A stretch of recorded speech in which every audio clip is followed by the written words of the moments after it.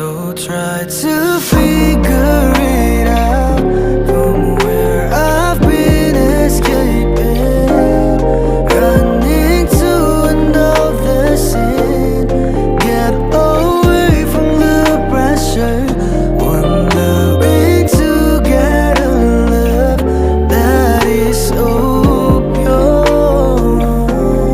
Gotta have to always make sure that I'm not just somebody's pleasure.